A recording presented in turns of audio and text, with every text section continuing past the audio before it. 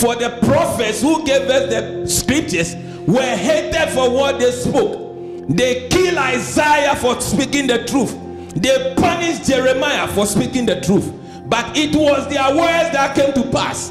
On 31st night, I spoke to you from the book of Luke and Mark. We spoke about Jairus, the man that he saw Jesus in the temple heal a man with a withered hand. He also saw Jesus came to the temple, and a woman that has been bent for 18 years that they could not do anything for. He saw Jesus ask the woman to stretch, and the woman stretched.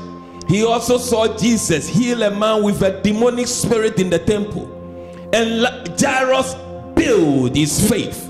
Even though he was among the unbelievers, he was walking with them.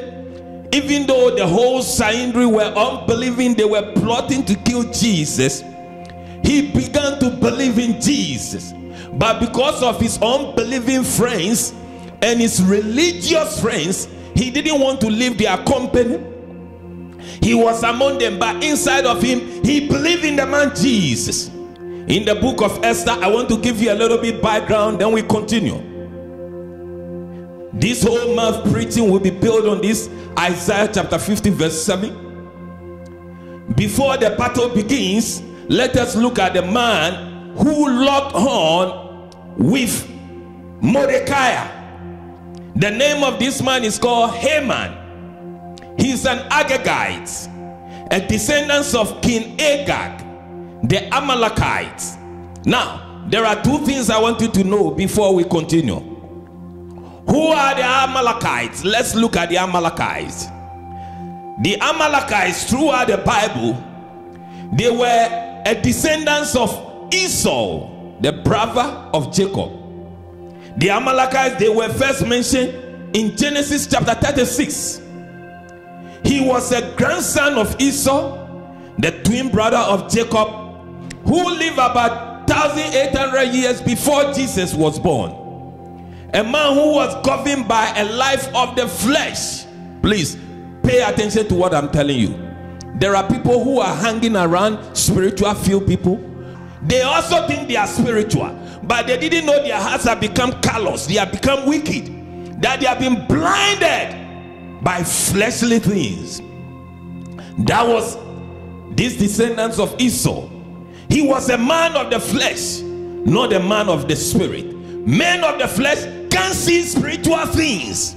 Even when God is doing something, they talk ill about it. That's men of the flesh. It is easy to find men of the flesh. Hallelujah. They see a man God is using, and they rather think something is wrong with that person.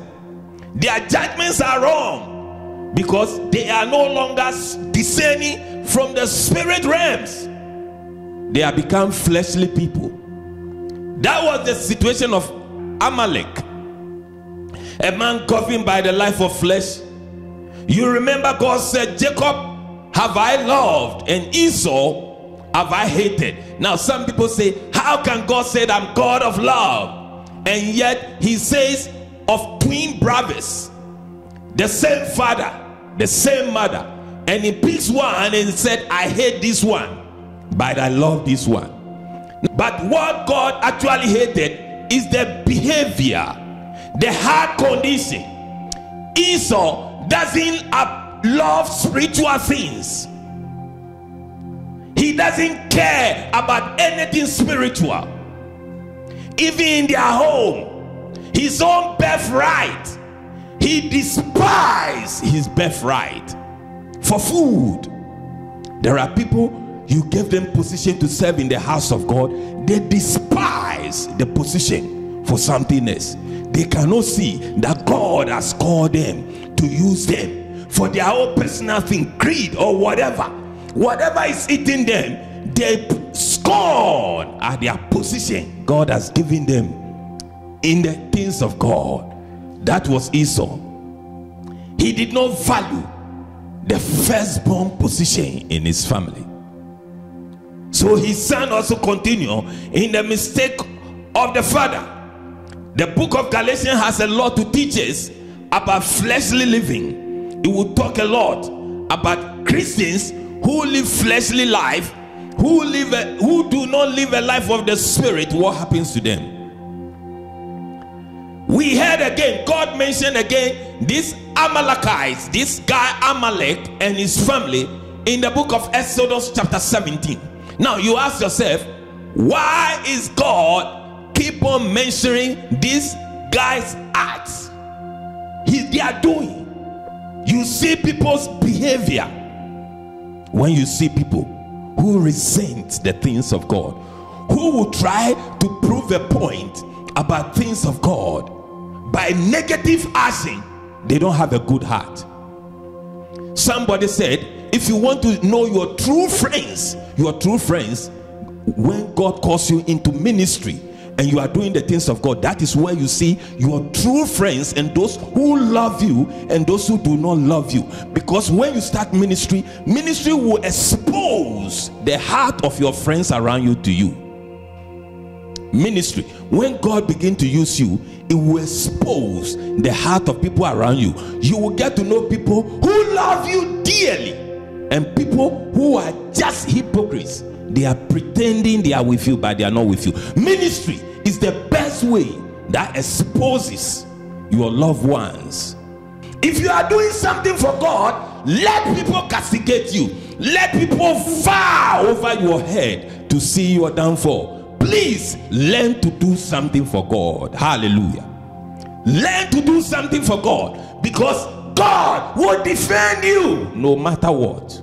When you are doing something for God, it exposes the hearts of your friends. God again mentioned the name of Amalek in Exodus 17. Here again we see the hatred against the descendants of Jacob. These Amalekites attacked Israel right after they escaped the bondage of Egypt and were crossing the wilderness on their way to the promised land. These Amalekites attacked Israel at their weakest time of year, the time that they were very tired, the time that they needed help the most.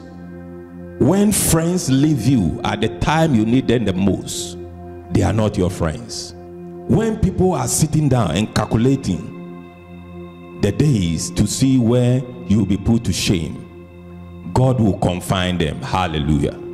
In this life, something that I've seen, God raises people. Please, young people, listen to me.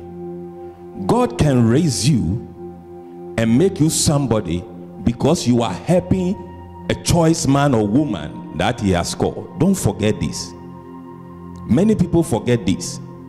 God may give you certain grace. He will give you certain benefits because you are helping a choice man or a choice woman. If you take yourself too serious and you think you are the one who is making that person, you are making a mistake. The day your heart will rise up and you become arrogant and pompous and you think, I will show this man or woman something, and you move away, that's the end of it. Gradually you will be going down and you'll be seeing that person rising. That's what happened to Lot. Lot thought he was the one who was making Abraham. Where is the generation of Lot today?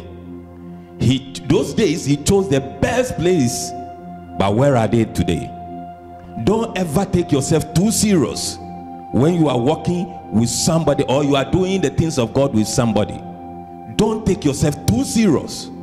You might be more skillful than the person. God will give you grace to help. But the day you will take yourself too serious and you begin to say, I will prove this man that I'm the one who is helping him, you are the one who will go down. Hallelujah. Learn this lesson today. Hallelujah. So we're looking at these Amalekites. We don't know the cause of their anger. We don't know the cause of their enmity, but they hated Israel.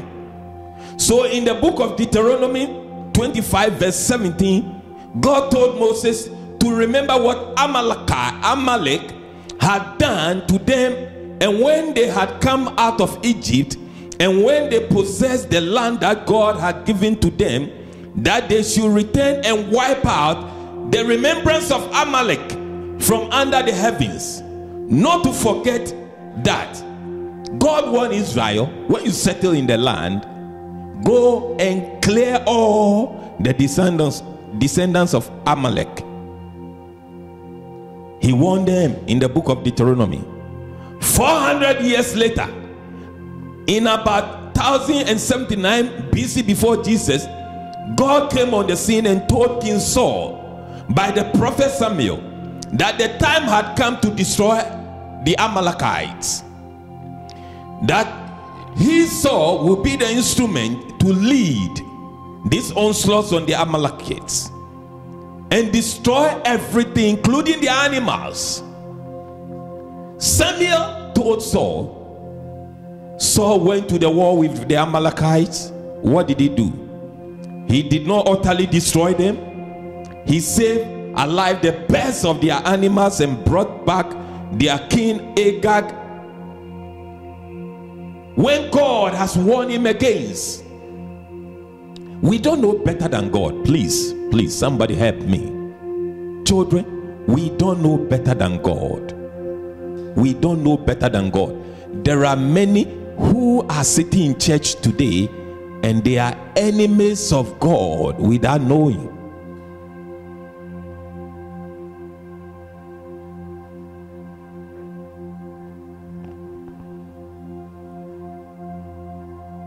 Saul refused to obey this prophet Samuel, like many are doing. There are many people in church today, leaders, elders, deacons, deaconesses, that the pastor prayed and chose them into leadership to help him. But these same people have turned against the pastor. When the pastor speaks something else, they do something else. He prayed and he called you into leadership. Don't forget, you didn't pray and call him to come and be your pastor. He prayed and God heard him and he chose you for the work of the ministry, and you turn your back against the one who prayed for you. Samuel anointed Saul king over Israel, and God gave him instruction to give to Saul. But now Saul has become king, and he decided, I am a king, you are a prophet. I do what the king wants, not what the prophet wants.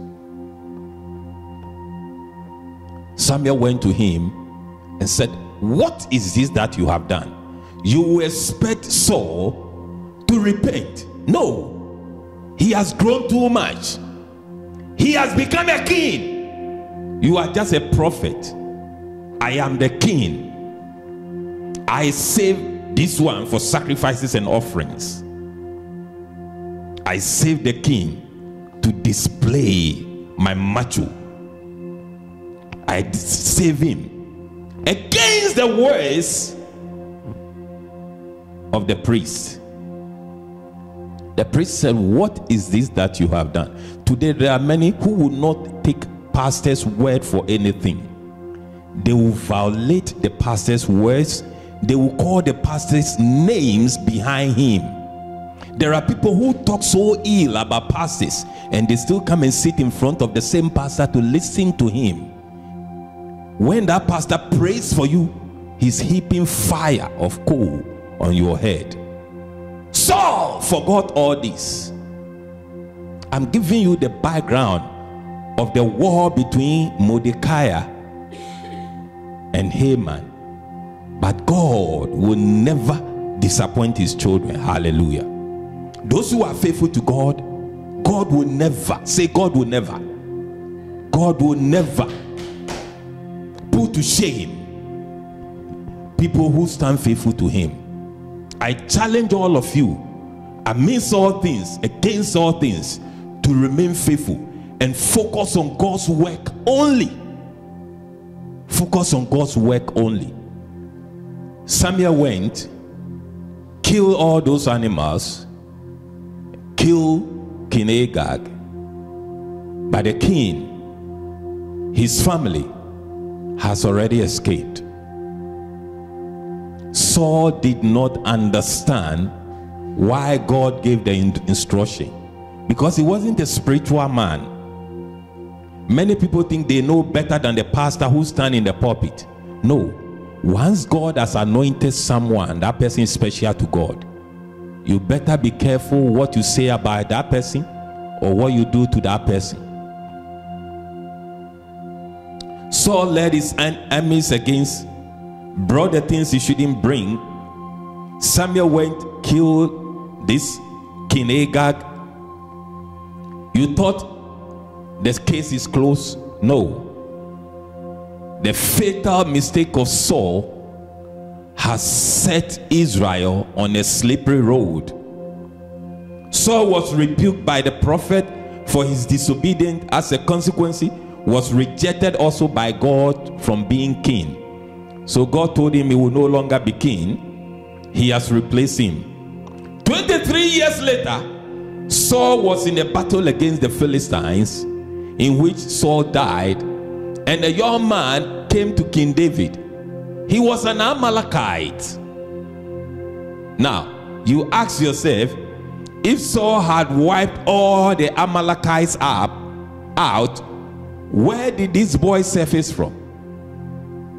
King David was there, and this young man came to him and said, I saw King Saul suffering from wounds in the war, and he asked me to kill him, so I have killed him. King David said, where are you from? He said, I'm an Amalekite. Who killed Saul? If indeed this boy really has something to do with the death of Saul, you see that the assignment God gave him to go and do and kill the Amalekites, and he didn't do, an Amalekite kill him. If indeed this boy really killed Saul, as he said, it is because what he refused to confront has come back to haunt him. King David killed this young Amalekite, but it's not over. Say it's not over. The battle still continues. I'm talking to